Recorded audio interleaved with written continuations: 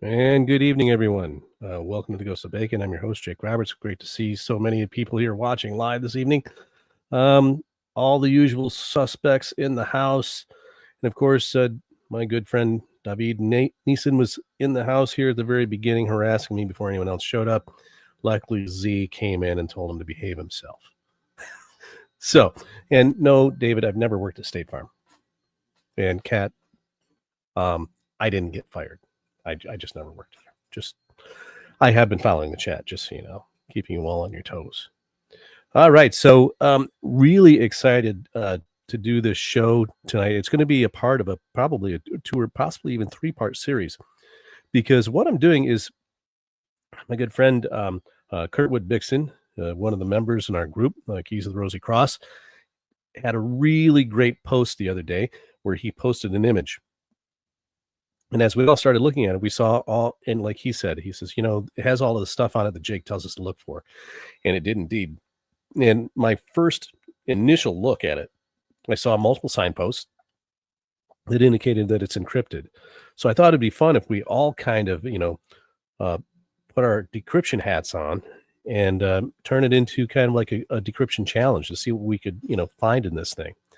And for the record, what I've done so far, I spent an entire day. I took a break from writing and I just started working on it.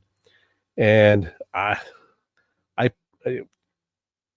Kurtwood really picked a bear of one for us. I really should have tried the decryption first before I laid down the gauntlet and said, "Hey, everybody, let's try to figure this out."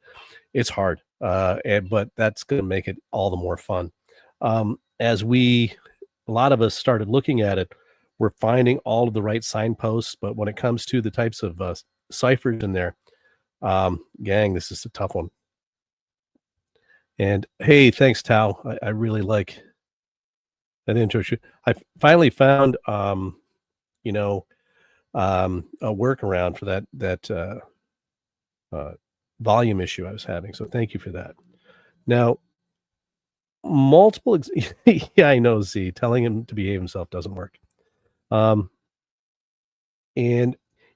Sandy, I think there's a good reason for that. When we really look at some of these, like I said, we'll get into that, and I think that's a really great observation on your part. And so as we really start looking at this picture this evening, we're not going to do an actual decryption live on the show. Instead, what I wanted to do is kind of do a little intro of how Kurtwood was able to, how he came across this painting in the first place. He's going to come on here in a minute and tell his own story. And then I'm going to go over the best ways to approach the different types of ciphers that I believe are in here. And so without any further ado, let me bring in my good friend, Kurtwood Bixon. Glad to have you, my brother. How are you? Doing well. So we were talking a little bit before we even started. And so if you would, I think you had a really good idea of, just tell everyone, about yourself, what you do and how you became interested in all of this stuff and what led you eventually to this portrait.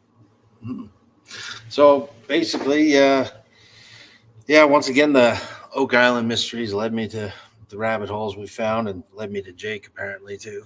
And it leads you everywhere you go, apparently. So I was really interested in history. I've always been interested in antiques and history. And I've been typing in ancient Ontario on YouTube for years now. And I came across some really cool articles. The Champlain stone we've chatted about. I got to go there actually with my brother. I got a picture of me with the stone as well. And the inscription is long gone. You can't really make it out. But so we chased that one down, and there's some interesting tales that come off of that location. And there's a couple other locations that I've scouted out that are quite a ways up north. They correlate with some of Stephanie McPeak Patterson's work. And so I've got to get up there and take a look around and see what I might find. And I'm Googling around last week, a month ago now, Jake, and I messaged you and said, take a look at this. And on YouTube up comes this rune stone finding in Wawa.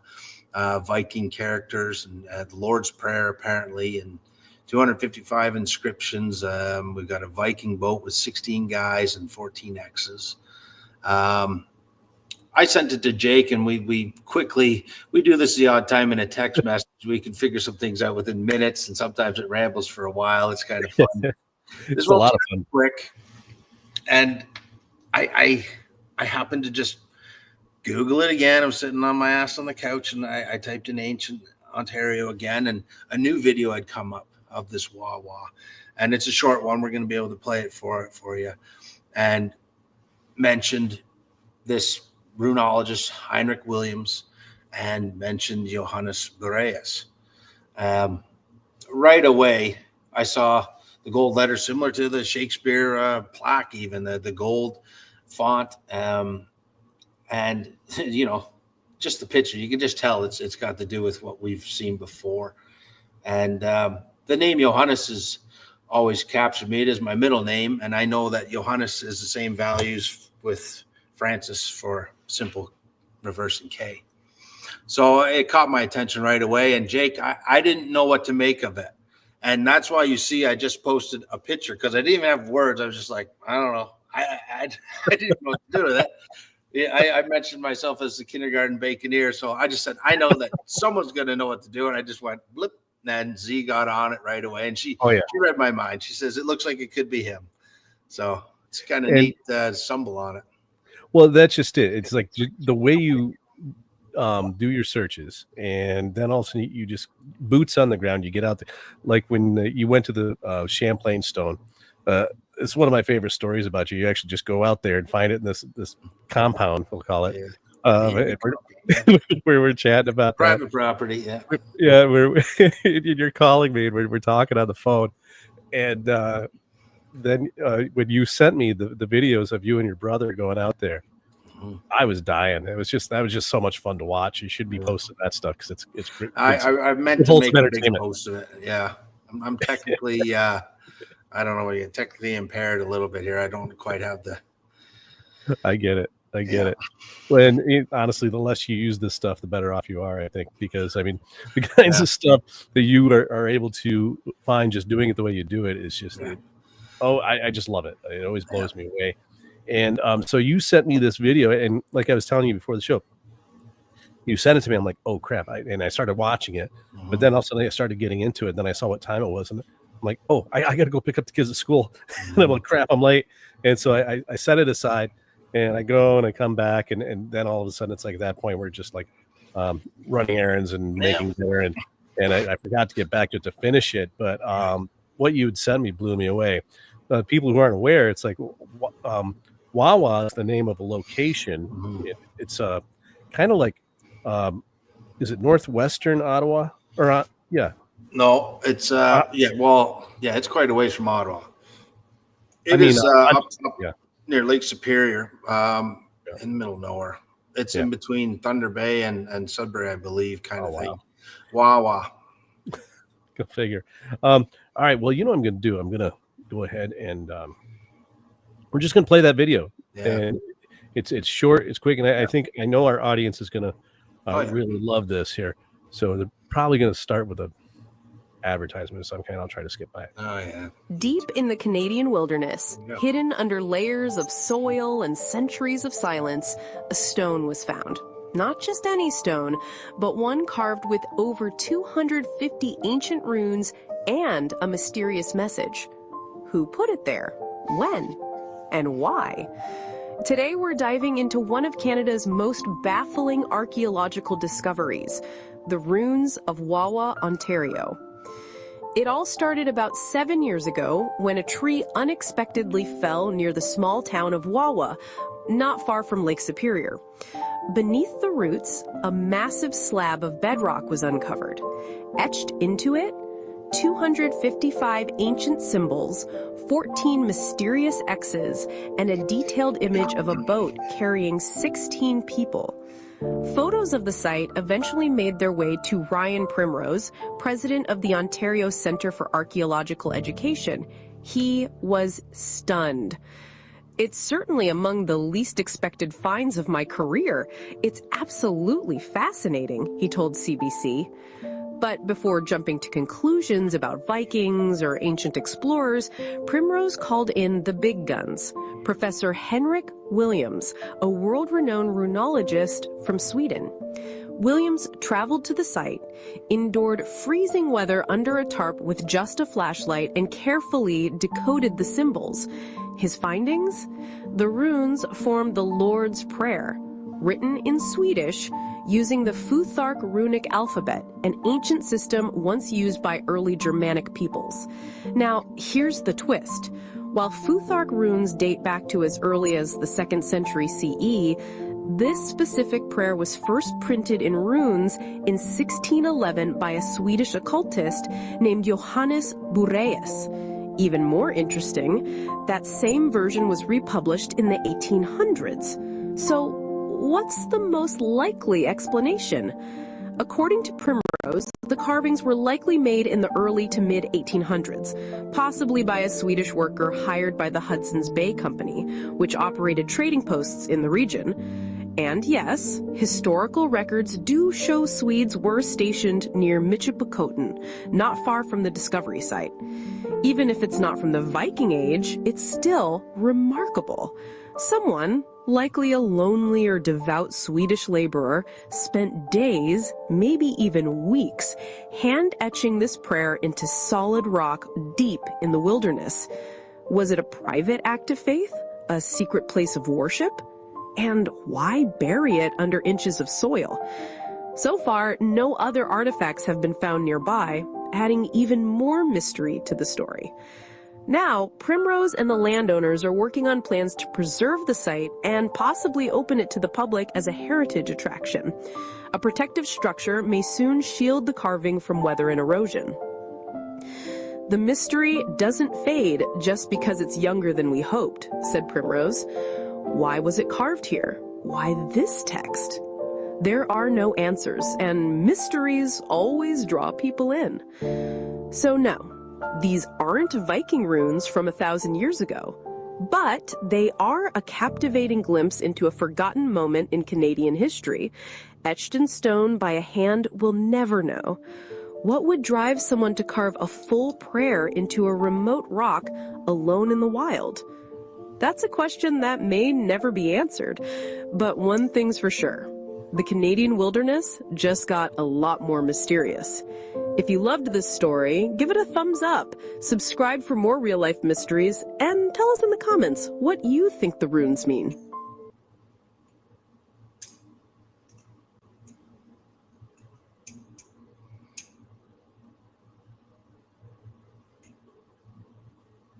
Where'd you go, Jake? I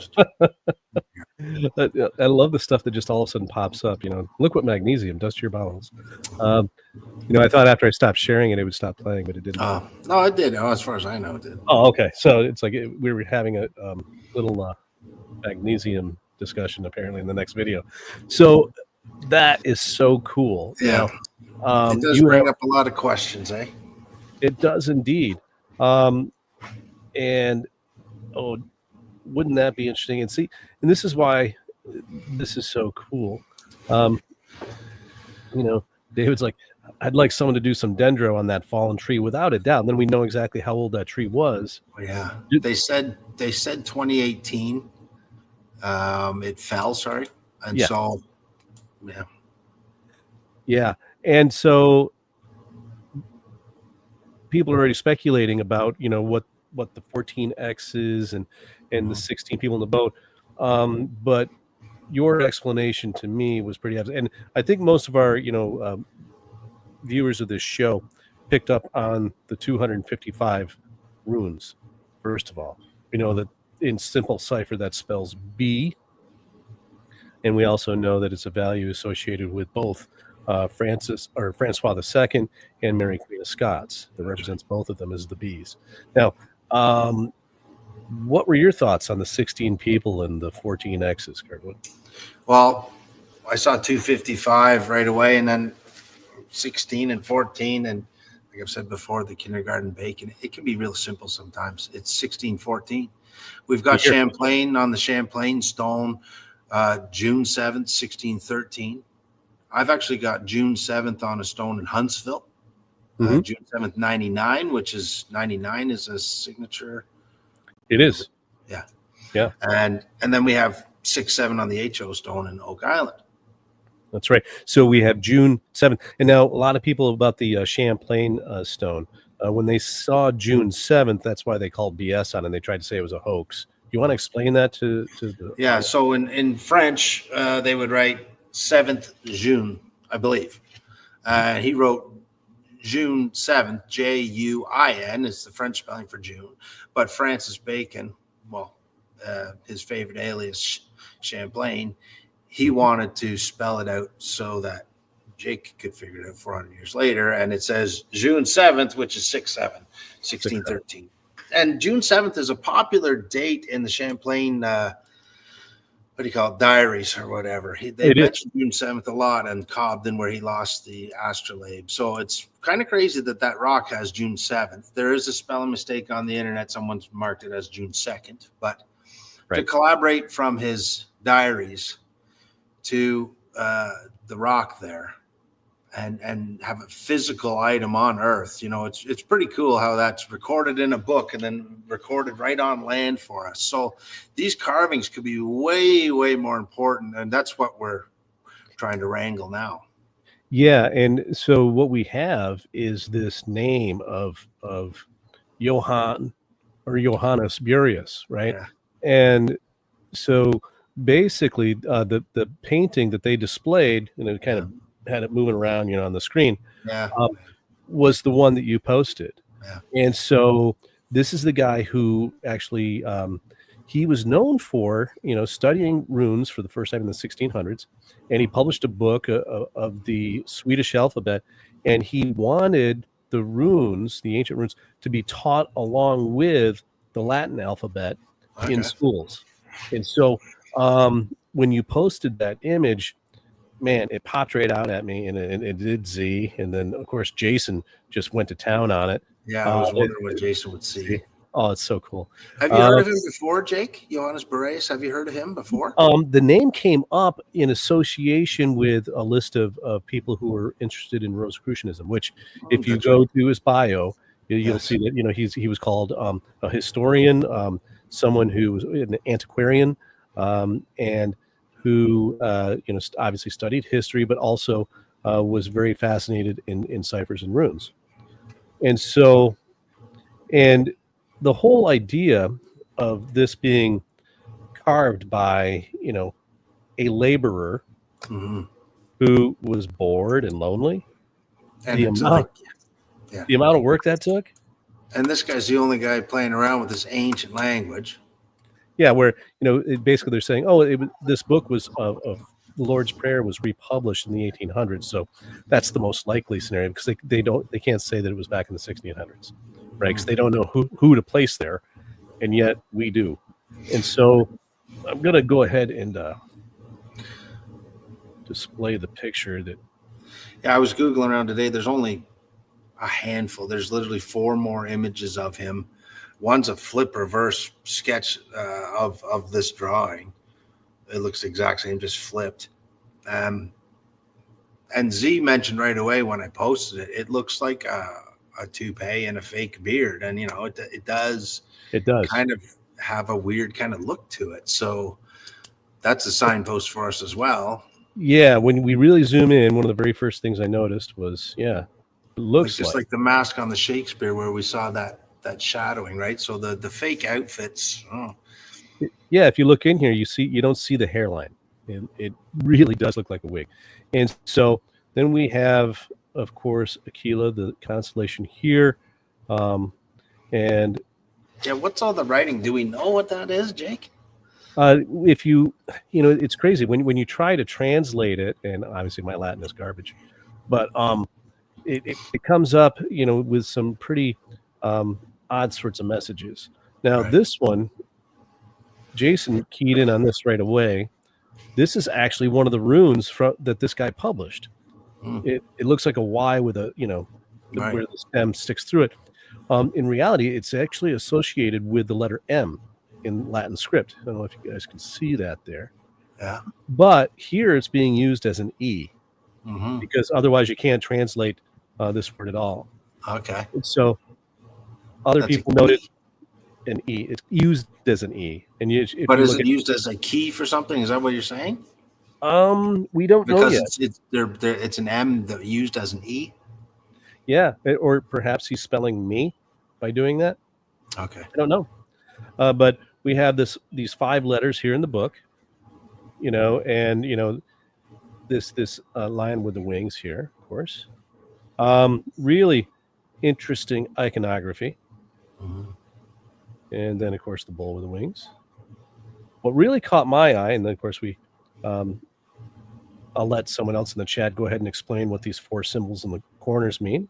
But what I noticed was, at first glance, this looks like a cursive letter I, and then, which is classic to the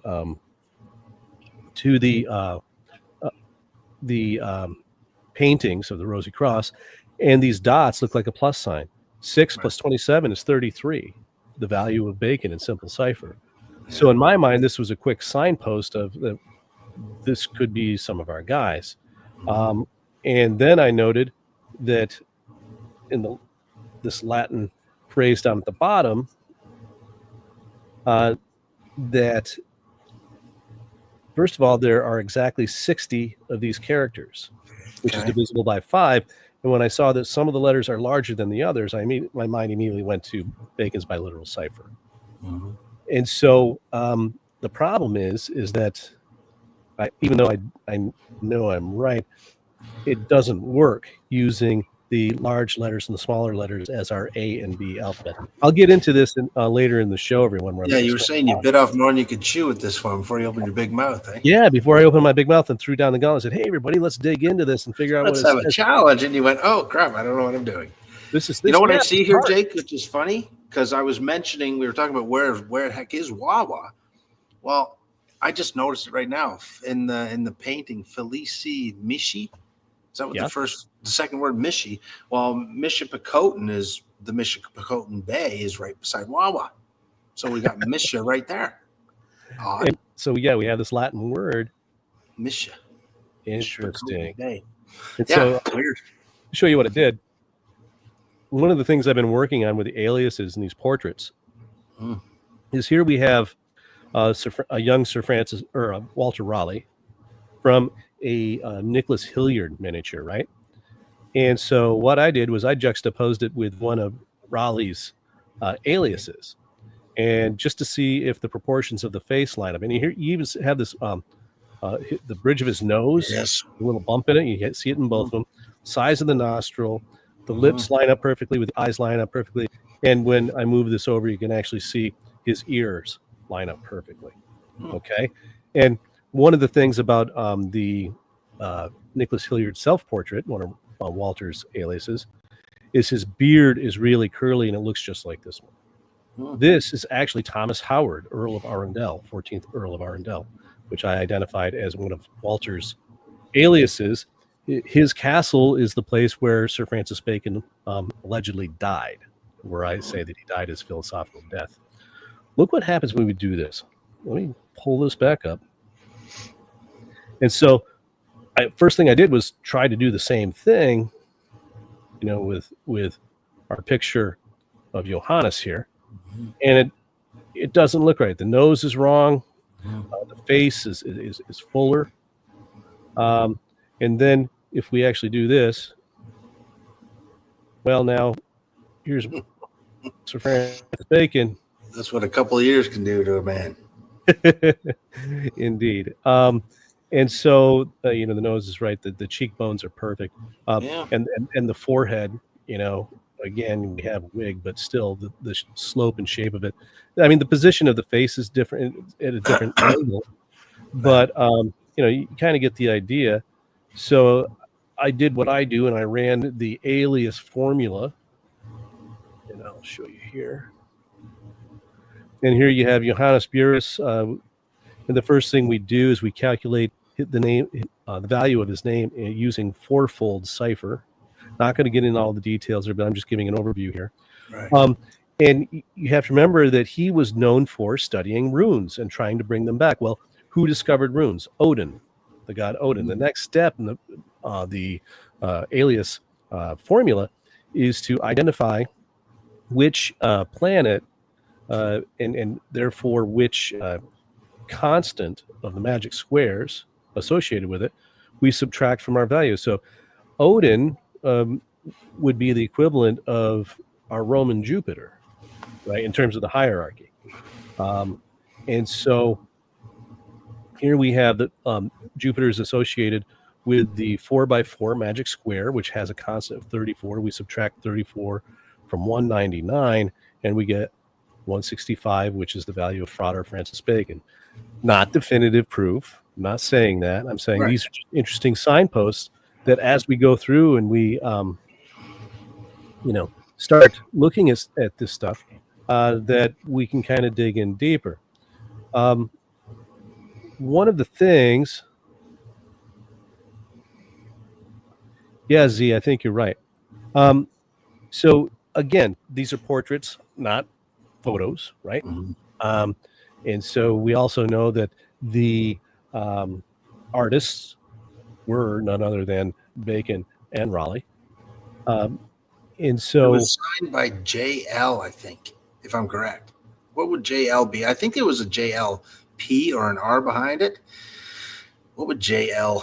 I don't know. When I looked it up, I thought they said it was an unknown artist, but that's something we're going to dig into, I think, here later. I might be thinking of another one. But I mean, those are signposts that we have to look at for sure. Yes. Yeah, if it's on there, we got to look at it. One of the things that as we dig in is just like Kerwood was talking about here earlier. Once I took a break from writing a couple days ago, and I just started digging into this portrait, right, and trying to get a partial decryption before anyone kind of tried to get out ahead of me. And that way, it's like if they had questions or we were doing the show, I can say, "Hey, gang, here's some of the clues you can look for." And it's a bear. This is a tough one, but I think we can do it. And so when we look at this, one of the things that I really think is at work here is Bacon's biliteral cipher. So I want to go over what that looks like here quickly. And you can find this online very easily. And just get the right tab here. I'll just go to the Wikipedia Bacon's cipher. And you can see it there. Let me see if I can get that larger. All right, so when the way it works is each letter of the Elizabethan alphabet down the left-hand side, I and J are the same, U and V are the same. What Bacon did was he created a code that is associated with each letter of the alphabet, and they go in fives. So he has two different alphabets where, suppose if you look at the picture, what it is, it's like one letter is larger than the other. So the smaller letters, there's more of them. So that would be the A alphabet. And the larger letters would be the B alphabet. So if you go and you look at that, the script, you assign A's and B's to each of those sizes of the letters.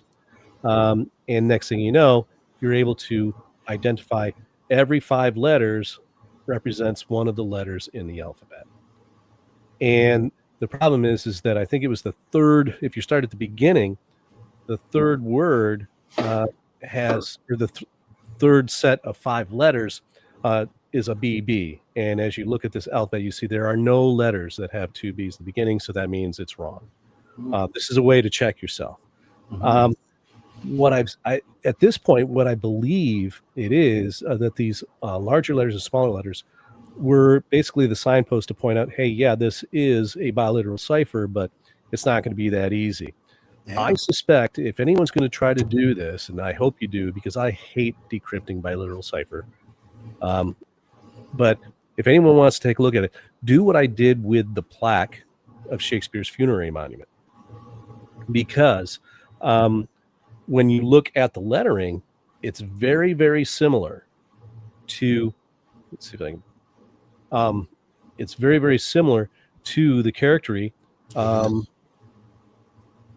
the plaque, and I'll show you that in a moment. And so what you have are imperfections in some of the letters. Some of the letters are perfectly straight and have symmetry. Others are a little bit off. Yes. Usually the ones that are, perfect and have good symmetry are the A alphabet, and the ones that are a little bit off are the B alphabet. However, in this case, I think it's the opposite, because there seem to be more of those letters that are a little bit off. And as you can see, differ from each other. Yeah. And so when you look at Bacon's cipher here, the biliteral cipher, you can see that there are more A's than B's for each of the letters all the way through. And so it's not equal. So whichever one you have more of, most likely is the A alphabet. So this is something that's easily found on the internet. Look up Bacon cipher, and this is the first thing that pops up. I'm going to remove that.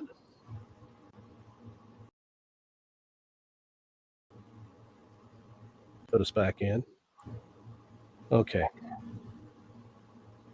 Now, when we look at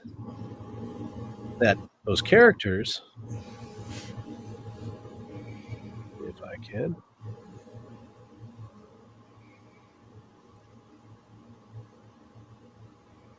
and share the screen once again. Bear with me, folks.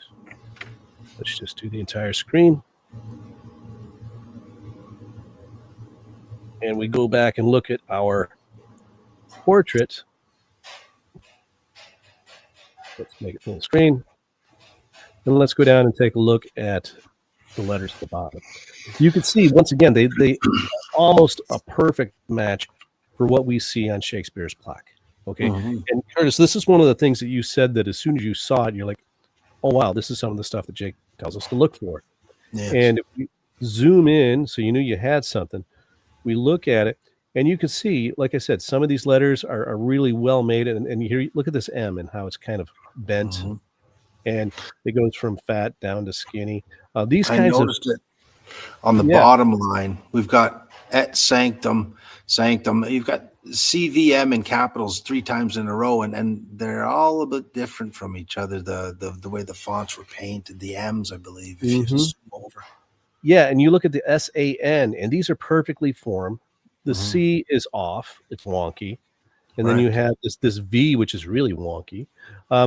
So I think that those are the features we're going to be looking for, gang, in trying to determine our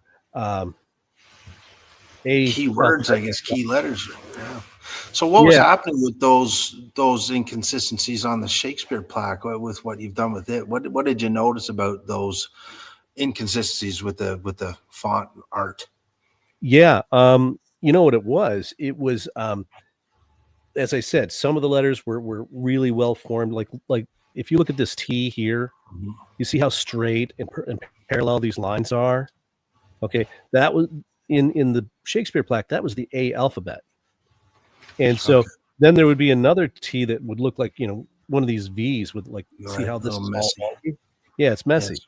And so these V's are different. We're looking at it right there. Those 2 big V's are different. You can see the visual difference. Yeah. And plus we've got the accent aigu, if that's what we call it, over the V. Yes. What is that pertaining to? And that's just it. We don't know. This is why I like to just look at the pictures, Jake. No, that's just well, when we look at this, my first thing, I noticed that right away, and I see this in a lot of the portraits that Bacon and Raleigh paint.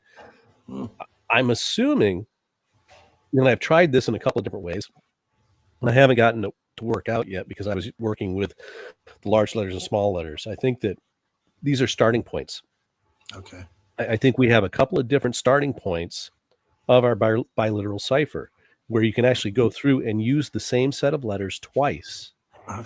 Okay. And each section, and every time you kind of mix them up a little bit, is going to provide you with a different part of the message. Those of you who are familiar with my work, this is what I did with the woodcut of the execution of Charles I of England. And I did a complete decrypt of that in my second book, Keys of the Rosi Crosse.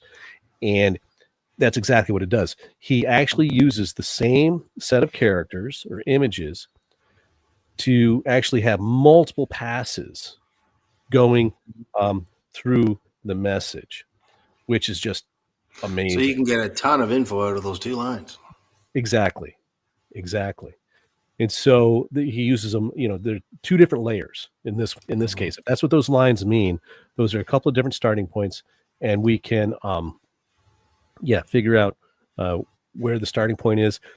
And sometimes he'll turn around and go in the opposite direction to get even more out of it. That's what he did in that woodcut of Charles I. So that's a biliteral cipher, people, and that's how it works. The other one that hopefully and I just got a phone call from or a text from Adam Thomas. He's unable to be here tonight. He was really excited, but I was wondering what he thought of that, eh? Oh yeah, he's been working on it. He just messaged me, and his wife surprised him with concert tickets, so he can't. I said, hey, go to the concert, have a great time, man. And so, but he's working on it, and when we do transposition ciphers, pull that up again, and so when we look at these images, when you have a key, let's say for argument's sake, and this is not the case because I've already tried it, that we take 6, add it to 27, we get our key of 33 because it means bacon in simple cipher. So the way a transposition cipher works is you count 33 characters, right? And so when we do that, suppose it lands on this I, and then so we take that I and we place it in on a line, right? You write it down. Then you count 33 more spaces. You write that letter down. And then when you get all the way over here, however many spaces you get, however many letters, when you get to this point, suppose this was the last 33rd, you start counting over again, 1, 2, 3, 4, 5, and then you go all the way back to the beginning and keep counting 6, 7, 8, 9, 10, and so on until you get to 33 again. And then when you land on 33, you take that letter and you start a new row. This is how you develop a transposition table, if that makes sense. And I can't believe that they did this in the first place, let alone decrypting it. That's just it. Is that why we get kind of messy messages where they're kind of funky and there's a letter added maybe because they have to reverse engineer it almost? Sometimes, and this is why it's like when you translate this out of the Latin, the message is a little off, and I noticed a mistake in one of the Latin words. So they have to have those mistakes in order for the letters to land in the right spot when you transpose it. Yeah. So, needless to say, it's like I'm still working on figuring out what the keys are. Sometimes there's more than one keys. And again, usually it's associated with the date that appears on it. We have the plus sign in here. So do we just add the 1 and the 6? And is 7 the first key where we count 7 and rearrange there? Right. Then the next one is 9, 2 plus 7. I don't know, gang. I don't know the answer to that, Kerwood. So what's I haven't tried it all yet. What's the translation on our actual message there? Facit, Mishi, Magnalia. It was something. It was basically sacred. When I translated it, you can anyone can just kind of type that into Google Translate, and Google Translate's not that great, but it gets the job done. And so, anyway, if you have any questions regarding any of these techniques, throw them up here in the chat. Just looking at some of the comments here. And cardinal points are also called cherubim. That's correct. Thanks, Z. And so we have those 4 constellations. They're also the 4. They also represent the was it the 4 having to do with John the Baptist, I think. Can't remember what it's called. And yeah, Z. Oh wow, that's a good eye. Z says she thinks that the image is reversed because Bacon has the vein on his left side. Yeah, good call. So if it's reversed, that could be a clue, Z, regarding how we do the biliteral cipher. It might go backwards for all we know, at least in one rendition.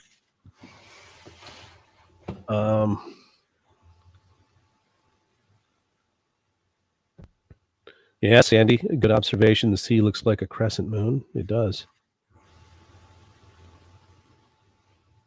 David chiming in. Other information is in Swedish, but I noticed that Bureus was spoken about at length in the book Rosi Crosse Over the Baltic by the Swedish investigator. It's amazing you're mentioning that book, David, because Chris Dona was fascinated with that book, and he felt that there were a lot of pieces of information there for us about Oak Island. Mm-hmm. So very interesting.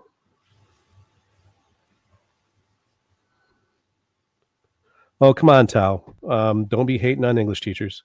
The more I watch you, the more I hate our English teacher who never got us to looking at or teaching us the cipher work side of Shakespeare's literature. Well, the problem is, Tao, is it's not taken seriously in academia, unfortunately. Not by some of us it is, but one of the things I used to teach my students was that my belief, and I still believe this, that the works, particularly the plays of Shakespeare, were written in what's called written in the round. So they would, Bacon and Raleigh and Ben Jonson would be sitting there with a group of actors and then who would improvise scenes, and they'd be like, okay, so here's the situation, you got to act this out. You just found out that your uncle killed your father and took his throne, and all of a sudden from that they get, eventually Hamlet's soliloquy. So they would go and they'd act it out. You have the writers writing down all of the good bits, right? The stuff that comes off really well, stuff that's funny, stuff that's well said, and then they just accentuate it and then polish it off at the end. Real fast way to write a play. I actually used to have my students, when I taught junior high, write a play, and they would write a full-length play in about a month using that technique. So it works.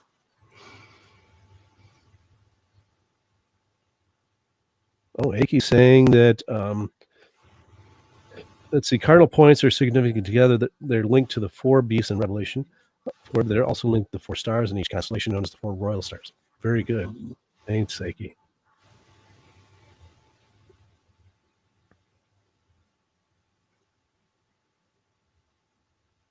Oh, Sandy coming in with a reduction cipher. IVXLCN D33 reduction cipher, and matches the word Swedish in several ciphers. That's interesting. Oh, thank you, David. David posted above the website where you can read more about Bureus and that book. Excellent. Thank you, sir.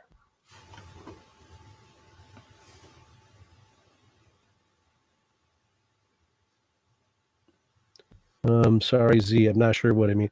That won't work, including codes. Wondering which part of that you're referencing. So I don't know, folks. We've gone one heck of a route already here, from start to finish. From the time, Kurtwood, that you posted that in the chat, and I saw it. By the time I saw it, because I only get on Facebook probably once a day. The first thing I do is I check our group. It's primarily all I use it for. And it was the first thing that popped up, and I saw Z's analysis at first, and then I think Jason started chiming in, and then I looked at it, I said, oh my gosh, we have a Bacon signature right here in the date. That was my first reaction. And so when we really start looking at this, like I said, I spent a day trying several different ways of decrypting the biliteral using the large letters and small letters. So what I'm trying to do is, if anyone else can figure out how to do that, and that it is the right way to do it, I'm all ears. But it could be that you actually start at the location where we had the double B, and that might do the trick, but I'm not sure. So I'm just kind of going to offer out some suggestions like that. And what I want to do in 2 weeks' time, we'll all get together again and compare notes. Anyone who is going to be taking a shot at this and if you think you're finding something that you want to share in the show, all you got to do is send me a private message, and you're going to be on Ghost Bacon as a guest. And so, hopefully, what we'll end up doing is having several members of our group here on the show. And even if you don't think you found anything significant, but you gave it a really hard try and you had an interesting experience, I'd love to have you on the show. And what will happen is we'll have multiple guests here kind of sharing out what they found. And so, I see what you're saying, Z. I'm going to talk about that in a second. And so what we'll do is if we compare notes, we find that we've all come up with very similar answers and a similar experience. We're going to have independent corroboration on multiple levels, multiple people finding the same findings. And then what we'll do is we'll share out some of our experiences and work, and then we'll probably have a part 3 at some other point to see if we've actually have found a full decryption. I think that would be a blast. I think it'd be a lot of fun. And you know what? Maybe it's a nothing burger. I don't know. There's enough there to play with, isn't there, Jake? There's definitely intrigue. I did hear something that, dating carvings and rocks is very tough. They have technology where they actually measure the energy that has left the rock based on the depth of the carving, and that's kind of how they get a date. So the age of this carving isn't so old, but I mean, they can be off by 200 years pretty easily, I think. If they don't know what they're doing in the first place, it's hard to do. So our date of the carving, is it the 16 guys in the ship and the 14 axes possibly? So then we go around to Bureus. Who is he? When was that portrait done? Who painted that portrait? There's a lot of things to dig into here. Absolutely. And the thing is that this whole cover story of, we think it was just somebody with the Hudson Bay Colony who carry on with your life. The story's over. We're not done here yet. Please disperse. There's no mystery here. Someone got bored and spent a year carving the Lord's Prayer into bedrock. Yeah, that's it. Yeah. The weather's up next. Yes. Yeah. It's so funny. So Z, to your question, that won't work including codes if they were writing it in the round. You're absolutely right, but that's not how they did it. They didn't work the codes in while they were writing it. Instead, what they did was they created something that was excellent. Okay. There's nothing to compare to the works of Shakespeare. Nothing. So then what they did was they had this perfect vessel in which they could preserve these messages. And so Bacon and Raleigh, after the fact, after they were finally written and in a form that they knew would stand the test of time, no one's going to mess with them, they then go through and put their codes in after the fact.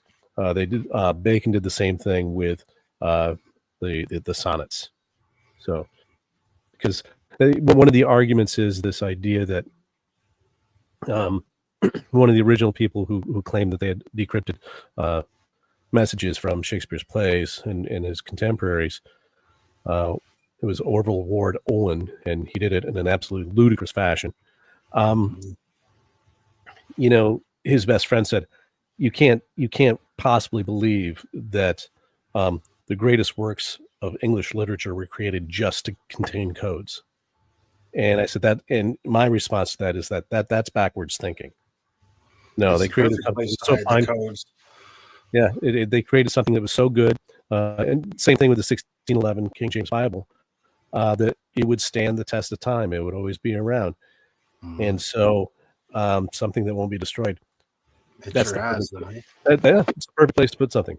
So even though they wrote them in the round, I believe, I think that it was the revision and editing process wherein they put the codes. Good question. Yes, the if the picture is reversed, the at bash. I think Tommy, you're onto something. I think we should call it ass bash. So what's he saying? I'm lost here. What did he say?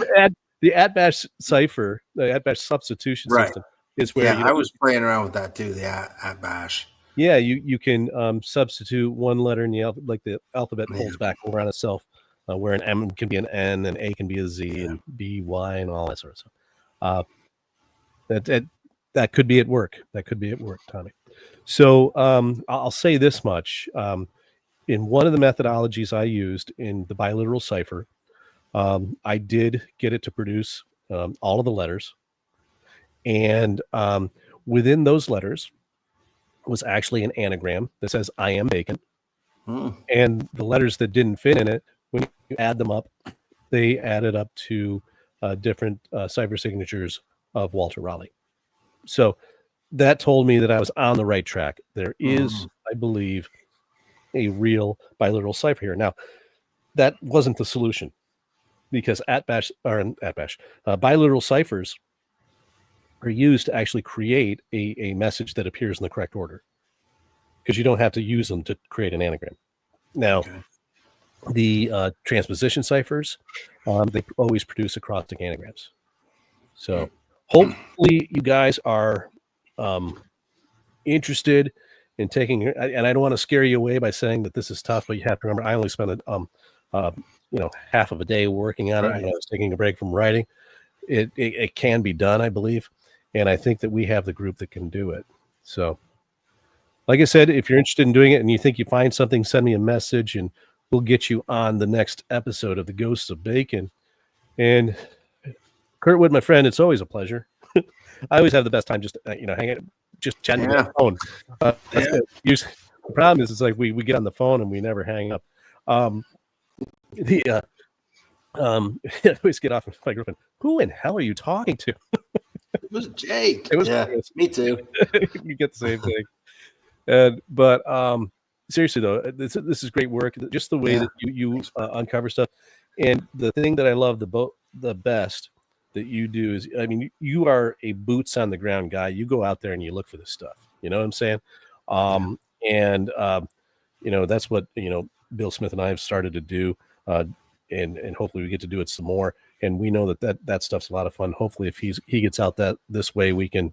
I'll head an hour north, and you can head an hour south, and we'll meet in the middle. It's right here. I mean, he was here. He walked right. I go up and down Highway 11, and I mean, it was an Indian trail at one time going down to Lake Simcoe from up in Huntsville here. And he was right on the roads where we're driving. So boots on the ground.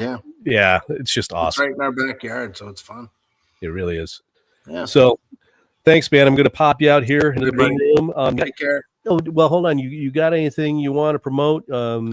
I know you have a couple of books you've written. That was years ago now. Are they still out there? Yeah, they're out there. My Dad Rides a Chopper by Kurtwood Bixon, and the Little Bixons Build the Chopper, on Amazon everywhere across the world. It's why it's college fun. Please donate today. There you go. Thank you so much. Definitely try to get you some college funds. All right, man. Hang out there for a second. I'll be right with you. All right, buddy. Thanks, bud. Wow. What a cool guy. He's so much fun writing children's books about Harleys, and in the meantime he goes looking out for old rocks, just to actually walk where Champlain walked. That's just the coolest thing ever as far as I'm concerned. All right, gang, I really hope that you accept the challenge, right?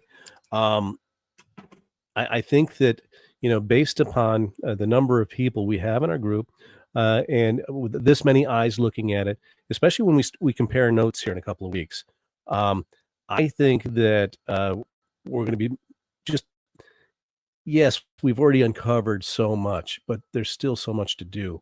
And I keep trying to get as many people as possible to start putting their eyes on this stuff and testing out their own decryption abilities, because one of the things, one of the things I told, my friends in that on that island in the North Atlantic is that there's nothing special about what I do. I just took time and paid close attention. It's time and attention, and just following the rules, and the messages will appear. Anyone can do this, and so, and what you have to understand is that my Latin is still terrible, right? But I've learned some of it while I've been doing this.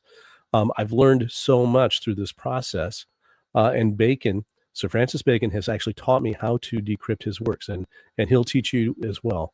So all you got to do is take some time, focus your attention on it, and see what you can come up with. I know you can do it. So with that being said, hope to hear from all of you. If you haven't subscribed to my channel, please do so. If you hit like, please. It helps boost my ratings, where I can start opening up other possibilities to monetize the show, which would be nice. And as I said, try it.